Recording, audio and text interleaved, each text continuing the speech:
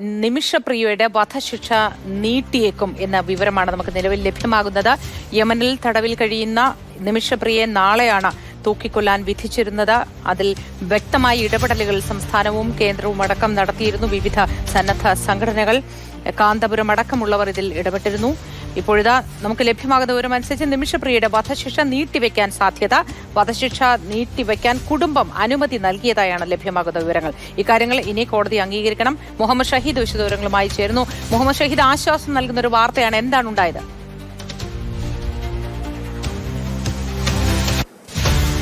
ഈ നിമിഷപ്രിയയുടെ മോചനത്തിലേക്ക് വഴി തെളിയിക്കുന്ന തരത്തിലുള്ളൊരു ഒരു ഒരു ഒരു മാറ്റം അല്ലെങ്കിൽ ഒരു ഡെവലപ്മെന്റ് ഇപ്പോൾ യമനിൽ ഉണ്ടായിരിക്കുന്നു എന്നുള്ളതാണ്. നമ്മൾ നേരത്തെ റിപ്പോർട്ട് ചെയ്തിരുന്നു.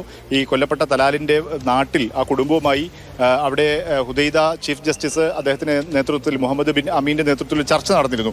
ഈ ചർച്ചയിൽ ഇപ്പോൾ ആശാവഹമായ ഒരു തീരുമാനം ഉണ്ടായിരിക്കുന്നു. അതായത് നാളെയായിരുന്നു നിമിഷപ്രിയയുടെ വധശിക്ഷ നടപ്പാക്കേണ്ടിയിരുന്നത്. ഈ വധശിക്ഷ തൽക്കാലത്തേക്ക് നീട്ടിവെക്കാനുള്ള ഒരു തീരുമാനം ഈ ചർച്ചയിൽ ഉണ്ടായിരിക്കുന്നു. കുടുംബം അതിന് അനുമതി നൽകിയിരിക്കുന്നു. അങ്ങനെ നീട്ടിവെക്കാനുള്ള അനുമതി കുടുംബത്തിന്റെ ഭാഗത്തു നിന്നുണ്ടായിരിക്കുന്നു.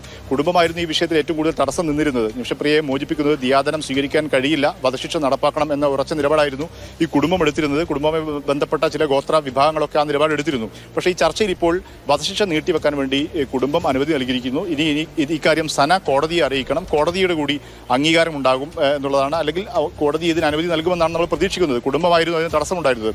അങ്ങനെയെങ്കിൽ കോടതി കൂടി അനുമതി ലഭിക്കുകയാണെങ്കിൽ വധശിക്ഷ നടപ്പാക്കുന്നത് നീട്ടിവെക്കും. അത് ഏറ്റവും പ്രധാനപ്പെട്ട ഒരു സ്റ്റെപ്പാണ്. അതായത് ദിയാദനം സ്വീകരിക്കാൻ പറ്റില്ല, വധശിക്ഷ നടപ്പാക്കണം എന്ന് ഉറച്ച നിലപാടെടുത്തിരുന്ന കുടുംബം അതിൽ നിന്ന് അയയുന്നു. വധശിക്ഷ നീട്ടിവെക്കാനുള്ള തീരുമാനമെടുക്കുന്നു. നീട്ടിവെക്കുന്നത് എന്തിനാണെന്ന് വെച്ചാൽ ഈ ദിയാദനം ഉൾപ്പെടെയുള്ള കാര്യത്തിൽ, മോചനം ഉൾപ്പെടെയുള്ള കാര്യത്തിൽ തുടർ ചർച്ചകൾക്കുള്ള സാവകാശം ലഭിക്കാനാണ്.